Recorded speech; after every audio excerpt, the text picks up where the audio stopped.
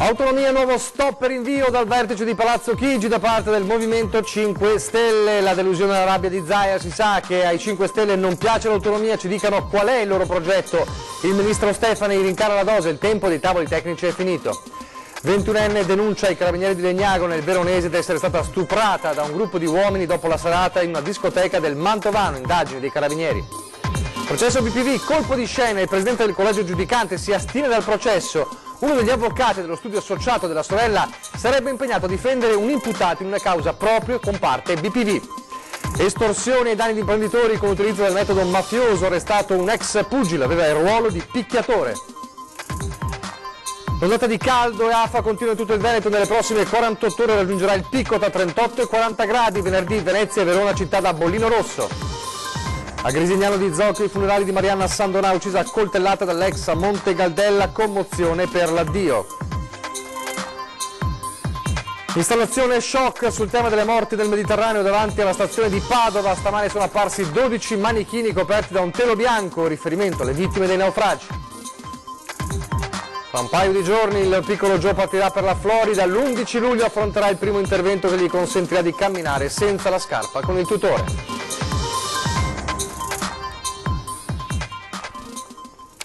Telespettatori di Antena 3, buonasera, bentrovati all'edizione del Veneto dei nostri telegiornali e dunque in primo piano l'autonomia del Veneto. Se in questi 2 giorni il Veneto esultava e continua ad esultare per il verdetto di Losanna delle Olimpiadi, c'è un altro fronte, quello dell'autonomia invece, che regala per adesso momenti negativi, o meglio un continuo slittamento del dibattito, comunque dell'esame finale della bozza di testo in Consiglio dei Ministri. Il nuovo rinvio arrivato dopo il vertice pare infuocato tra Lega e Movimento 5 Stelle a Palazzo Chigi, niente autonomia dunque in Consiglio dei Ministri oggi. La reazione dei governatori Zaia e Fontana non si è fatta attendere.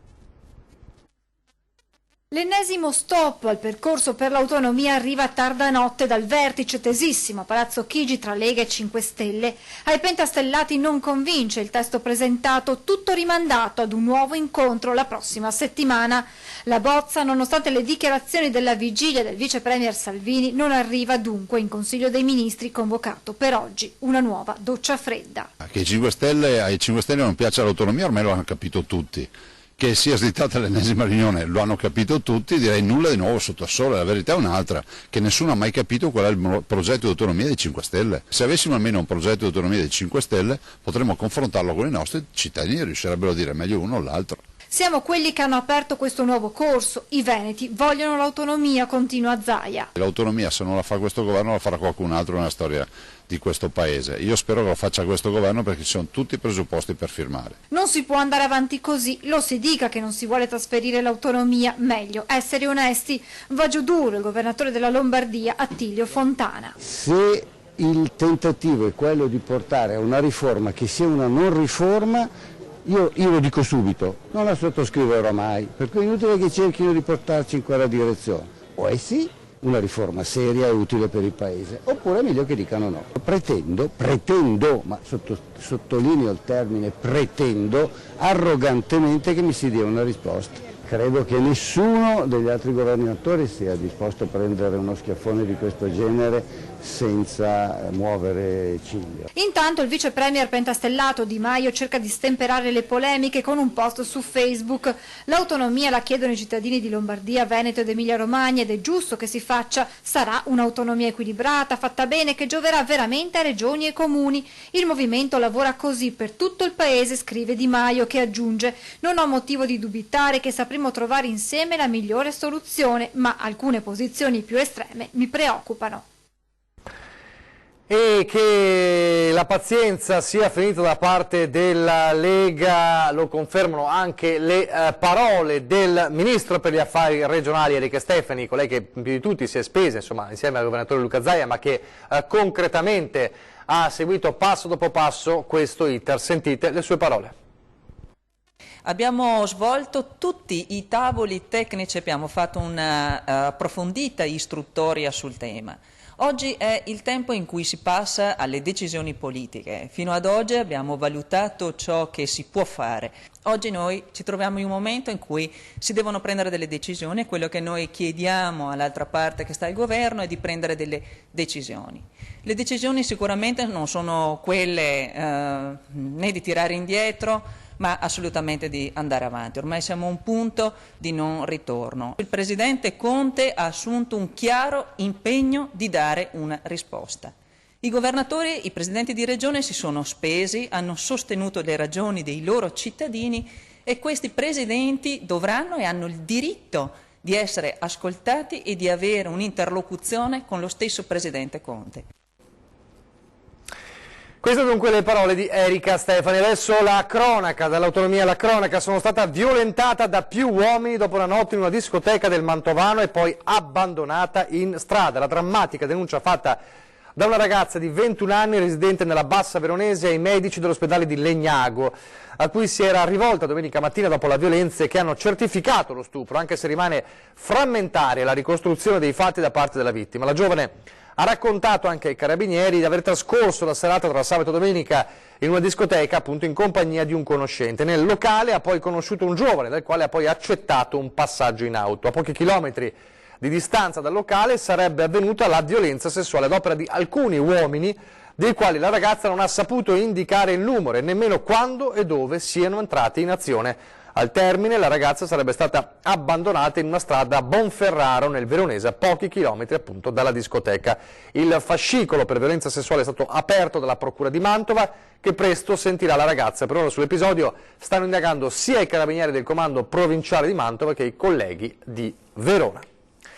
E c'è un'altra notizia drammatica, questa però riguarda l'ennesima vittima sul lavoro veneta, questa volta però fuori dalla nostra regione.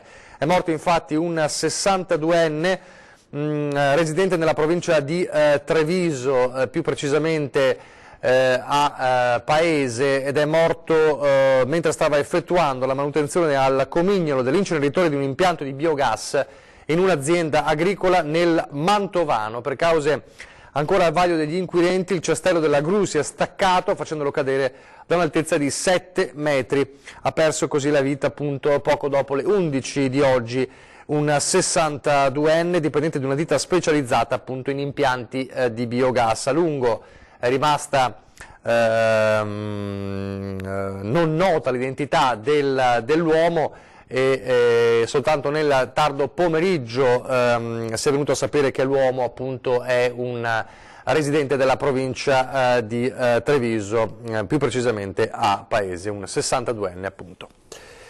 Adesso torniamo a parlare del processo sulla Banca Popolare di Vicenza, il processo BPV, perché c'è un colpo di scena che stavolta non riguarda gli imputati ma riguarda un magistrato. Processo BPV, colpo di scena. Il presidente del collegio giudicante si astiene. A quanto pare il magistrato Lorenzo Miazzi avrebbe preso questa decisione per motivi di opportunità, perché uno degli avvocati dello studio associato della sorella sarebbe impegnato a difendere un imputato in una causa con parte la stessa BPV. Il presidente del Tribunale di Vicenza ha accolto l'istanza di astensione e ha anche nominato Camilla Amedoro, che subentra al posto di Lorenzo Miazzi. Il processo adesso andrà avanti. Per il presidente del Tribunale, Alberto Rizzo, non ci saranno interruzioni e rallentamenti, ma gli avvocati delle difese potrebbero attivarsi per ottenere l'annullamento di tutto quanto acquisito nelle prime 7 udienze svolte fino ad oggi, pretendendo che il nuovo collegio ascolti di nuovo tutti i testimoni. Le parti civili e le associazioni dei risparmiatori sono preoccupate. Il processo si muove sul filo della prescrizione e questo colpo di scena potrebbe influire in maniera negativa sui tempi. C'è questo rischio della prescrizione che si avvicina e questo, diciamo, è molto preoccupante e non è giusto. Una cosa è certa, la nostra visione, che era quella di puntare sul fondo governativo, viene un'altra volta confermata. Ci auguriamo però che questa astensione non provochi ulteriori ritardi al procedimento e che chi sarà il nuovo presidente faccia in maniera che non arrivi la prescrizione dei reati. E adesso la vicenda dell'ex pugile rumeno, ex olimpionico anche ad Atlanta nel 1996, che era diventato il picchiatore per le estorsioni dei clan camorristici. Estorsioni a danno di imprenditori professionisti, alcuni dei quali italiani, eseguite in Croazia ma pianificate in Italia. Il tutto nel ruolo di picchiatore, forte del fisico corpulento, al fine di intimidire le vittime designate dal gruppo criminale di cui si vantava di appartenere, munito anche di delega a passare alle vie di fatto, se necessario. Ovidiu Bali, 44enne rumeno con un passato da pugile professionista, che lo ha visto anche sul ring in occasione delle Olimpiadi di Atlanta del 96, pregiudicato e recentemente occupato come buttafuori, è stato raggiunto da una misura di custodia cautelare in carcere eseguita a Roma dalla Direzione Investigativa Antimafia di Trieste e dal Nucleo di Polizia Economico-Finanziaria di Trieste della Guardia di Finanza. La carcerazione di Bali segue quelle disposte a dicembre dell'anno scorso nell'ambito della medesima indagine, che ha portato altre 7 persone alla detenzione. Controllato più volte con personaggi apicali della famiglia Spada di Ostia, Bali è stato identificato dagli investigatori, che hanno poi mostrato le sue foto in visione alle vittime, venendo riconosciuto da ben 6 persone. Il boxer ha avuto l'incarico di convincere, se così possiamo dire, di fatto anche con il ricorso alla violenza, le vittime a rinunciare agli ingenti crediti da essi vantati nei confronti di Fabio Gaiatto, il trader accusato di aver organizzato la truffa milionaria della Venice Investment Group, inducendole anche a cedere a quest'ultimo beni mobili e immobili senza alcun corrispettivo, nonché a fare consistenti prestiti che poi avrebbero dovuto confluire sul conto di società del faccendiere di Portogruaro.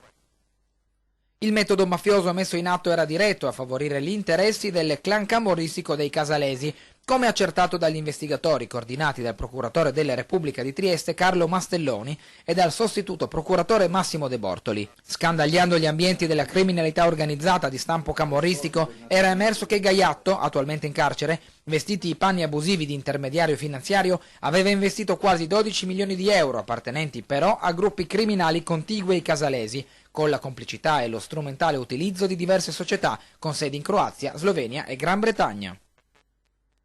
Adesso invece torniamo a parlare delle Olimpiadi 2026, Cortina-Milano, perché l'iter, il percorso per la organizzazione è appena iniziato, ma ci sono già moltissime cose da fare. Il timer è già partito, guardate che 7 anni sono nulla, poi noi dobbiamo rivoluzionare mezza montagna veneta e non farlo solo dal punto di vista sportivo, lo dobbiamo fare anche dal punto di vista viabilistico, di infrastrutture. Pronti via, se pensate che 7 anni siano tanti non avete mai avuto a che fare con l'organizzazione di una Olimpiade. E così il governatore Zaia lancia subito il primo appello ai bellunesi, creare già ora il brand a 5 cerchi. Bisogna crederci fino in fondo, mettere i loghi delle Olimpiadi sulle vetrine di tutti i negozi, su tutte le porte degli alberghi, fare i programmi già da oggi per le Olimpiadi, pensare che ci devono essere i piatti delle Olimpiadi, insomma bisogna pretizzare l'intera montagna veneta. A Milano, tanto per dire, già bus e tram hanno cominciato a spingere con le scritte a bordo. Scherzi a parte, il piano va stilato ora, sulla base di un dossier che ha già messo nero su bianco lo scenario. Segnatevi la data, 6 febbraio 2026, cerimonia di apertura a Milano, San Siro. 22 febbraio 2026, cerimonia di chiusura all'Arena di Verona. In mezzo 14 siti competitivi, di cui 7 esistenti, 3 temporanei, 3 esistenti ma da riqualificare, uno nuovo. E il concetto di 0 cattedrali nel deserto. Un esempio. Il villaggio olimpico di Cortina verrà smontato e diventerà sede di protezione civile in giro per il Veneto. La scelta dei top manager a guidare la governance è già iniziata. Di certo avremo 2 componenti, una operativa che sarà quella che smazza gare, che fa ristrutturazioni, impianti e quant'altro, e quella poi diciamo il board esecutivo che seguiranno in maniera tale che le linee di indirizzo siano rispettate. Impatto da brivido nelle stime delle università chiamate a studiare i benefici, PIL da 839 milioni di euro, 13.800 unità di lavoro, 226 milioni di gettito fiscale, 365.000 turisti attratti extra Olimpiadi. E a chi ha storto il naso puntualizzando che a Cortina va lo sci femminile e non quello maschile, Zaia replica ricordando i talenti del vivaio rosa. Noi abbiamo fatto un investimento, siamo convinti che al 2026, visti i vivai che abbiamo oggi, sarà non più valanga azzurra ma sarà valanga rosa e ce l'avremo in casa. A proposito di montagne e di Dolomiti, le parole oggi del presidente della provincia autonoma di Bolzano e della regione Trentino Alto Adige, Arno Kompatscher, che ha detto: servono scelte coraggiose per affermare con responsabilità il valore della sostenibilità delle Dolomiti. Come presidente della provincia autonoma di Bolzano e per la regione Trentino Alto Adige affermo che lavorerò per creare le basi di una normativa solida per la chiusura dei principali passi delle Dolomiti ai mezzi a motore per fasce orarie nelle ore centrali della giornata durante il periodo culminante della stagione turistica estiva. L'ho detto appunto Arno Kompatscher. Certamente sarà necessario proporre un'alternativa, ha aggiunto, un servizio pubblico con mezzi a idrogeno o a trazione elettrica che non hanno emissioni e sono silenziosi. Vanno fatte scelte coraggiose. Meno netta la posizione di Roberto Padrin, presidente della provincia di Belluno, che ha detto: sulla chiusura dei passi dolomitici bisogna parlare, fare un ragionamento condiviso con le categorie economiche, gli albergatori, chi vive e lavora sui valichi, per trovare una soluzione unitaria. Questa montagna ha bisogno di togliere vincoli e non di metterne. Adesso il caldo, l'ondata di caldo ormai da giorni in tutto il Veneto, ma continua e continuerà nelle prossime ore. Oggi la città più calda, Vicenza, in Veneto, con 36 gradi di media. Il picco tra oggi e venerdì, con un picco previsto tra 38 e 40 gradi. Le previsioni appunto non sono rassicuranti. Venerdì peraltro ci saranno 2 città inserite nella classifica del bollino rosso, e quindi con la massima allerta caldo, cioè Venezia e Verona.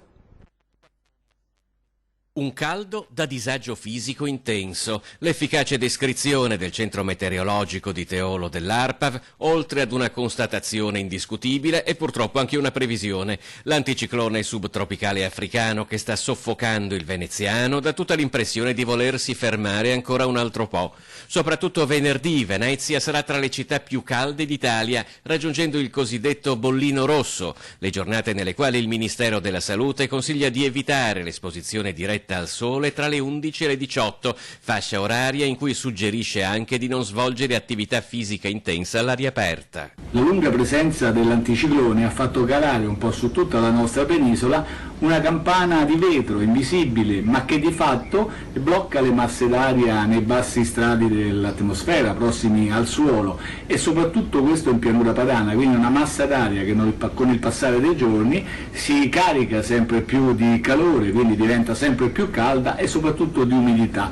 E i risultati purtroppo sono quelli che stiamo vivendo: temperature ben al di sopra dei valori medi, 8, 9, anche 10 gradi al di sopra. La Protezione Civile di Venezia ricorda che è attivo il piano di risposta agli effetti sulla salute delle ondate di calore attuato dal Comune, settore Protezione Civile e servizi alla persona e alla famiglia, in collaborazione con l'azienda Ulstre Serenissima. Per un cambiamento, e lì sarà pericoloso, dovremo aspettare a metà della prossima settimana, quando si infiltrerà qualcosa di instabile e potrebbero esserci dei temporali.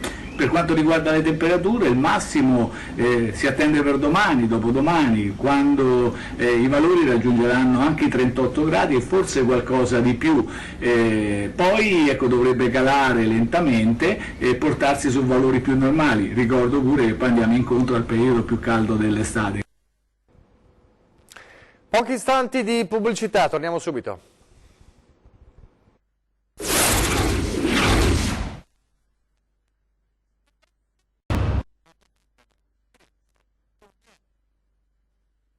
Il Veneto dei nostri telegiornali, adesso andiamo a vedere il dolore e la commozione per i funerali questa mattina di Marianna Sandonà, la donna di 43 anni uccisa a coltellate dal suo ex compagno a Monte Caldella nel Vicentino. La rabbia, la vendetta e anche le indagini, quindi la giustizia terrena, si devono fermare sulla porta della chiesa. Di terreno solo lo sgomento, il dolore e le domande senza risposta possono seguire in terra sacra la bara che contiene i resti di Marianna Sandonà, la donna uccisa a coltellate dall'ex compagno a inizio giugno. E questo è il punto centrale del funerale della donna assassinata a Monte Caldella, quasi una richiesta a lasciarla fuori, a seccare sotto il sole la rabbia e il desiderio di rivalsa. La chiesa dell'Annunciazione di Grisignano non ha potuto contenere l'affetto di quanti hanno voluto tributare un ultimo saluto a Marianna e molti sono rimasti all'aperto sotto il sole di giugno ad aspettare l'uscita del feretro al termine delle esequie. A Grisignano sono arrivati tantissimi amici e conoscenti della Sandonà e molti colleghi della Dub Pump di Mestrino, dove la donna lavorava da tempo. Molte le spillette rosse con il fiocco antifemminicidio, tanti i volti distrutti dal dolore. Durante l'omelia il sacerdote ha concesso solo poche parole all'omicidio e ai fatti di cronaca che hanno portato a un epilogo così tragico delle vicende umane di Marianna, concentrando l'attenzione dei presenti sulle implicazioni religiose e di fede. Domande, sconcerto, dolore, sentimenti che ci accomunano e che soprattutto ci suggeriscono il silenzio. Alla fine il silenzio e la tensione della cerimonia funebre si sono sciolti in un lungo applauso al passaggio della bara che portava Marianna nel suo ultimo viaggio.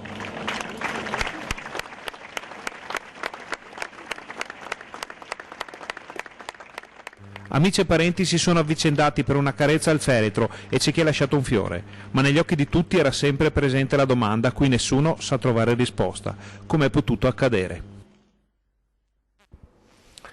Mentre infiamma il dibattito il caso Sea-Watch, c'è un'installazione da stamane davanti alla stazione di Padova, un'installazione shock sul tema dei morti nel Mediterraneo, guardate.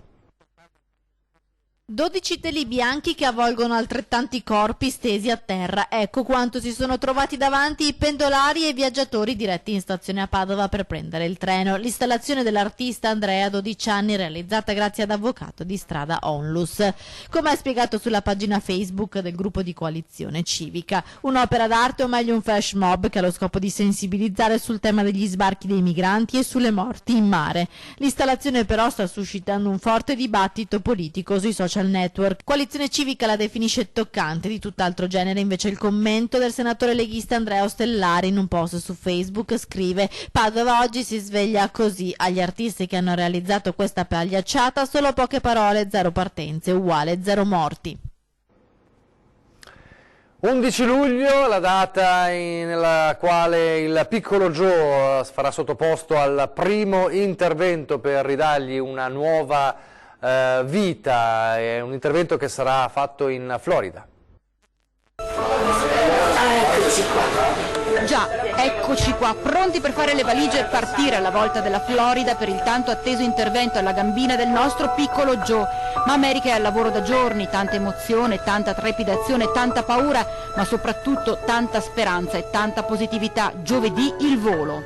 Tra 2 giorni partiamo e finalmente raggiungiamo il nostro sogno. Finalmente, anche se non siamo pronti, Giovanni avrà la sua gamba. Sicuramente la strada sarà dura, però ci saranno anche tanti momenti belli. Sarà bello vedere comunque i progressi di Giovanni, sarà bello farveli conoscere perché comunque non vi libererete di noi. Assolutamente, continuerò ad aggiornarvi. Per me sarà una cosa essenziale, cioè proprio ci tengo. Voi ci avete seguito sempre, anche quando sembrava che non ci sarebbe stato un poi a questa cosa, invece non ci sarà solo un poi, ci sarà tutto il suo futuro. Sistemata anche la parte economica con il pagamento della prima tranche relativa al primo intervento, ci spiega Erika. Lunedì mattina sono andata in banca ad effettuare il bonifico di $270.000 pari a 237.000 euro per pagare il primo intervento di Giovanni. Per cui quello è fatto. La coraggiosa mamma Erika tiene a rivolgersi a tutti voi telespettatori che avete reso possibile il sogno di questa famiglia di Piazzola, soprattutto di questo cucciolo che ha conquistato i cuori di tutti. Grazie a tutti quanti voi e infatti volevo proprio cogliere l'occasione per ringraziarvi ancora e ancora, perché ancora non mi sembra vero che grazie a tutti quanti voi ce la facciamo. Erika, mi ricordo era febbraio, quando siete venuti per lanciare questo appello attraverso le nostre telecamere, questo appello, questa richiesta disperata davvero per arrivare alla somma dei 400.000 euro in pochissimo, grazie alla generosità inaspettata. Sembrava impossibile, cioè io ho detto mi lancio, ho detto ci provo e ce l'abbiamo fatta. Infatti mi sembra impossibile che così in poco tempo ce l'abbiamo fatta, sicuramente non ce l'abbiamo fatta senza di voi. E toccante un ringraziamento speciale lanciato dall'inseparabile sorellina di Giovanni, Miriam, che ci racconta anche come si sta preparando a questa partenza. Anche io ringrazio tutti quanti. Una cosa che non vuoi assolutamente lasciare a casa ma che deve venire via con te in America. Il 7 della mia bambola. E intanto Erika, ancor prima di partire, sa già cosa farà quando tornerà a casa dalla Florida. Quando torneremo a casa faremo una grande festa in cui voglio vedervi tutti a festeggiare con noi.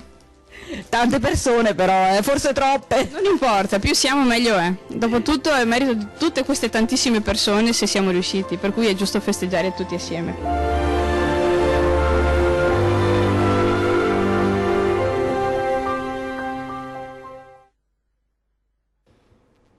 È tutto, vi lascio alle previsioni del tempo, grazie per averci seguito, arrivederci.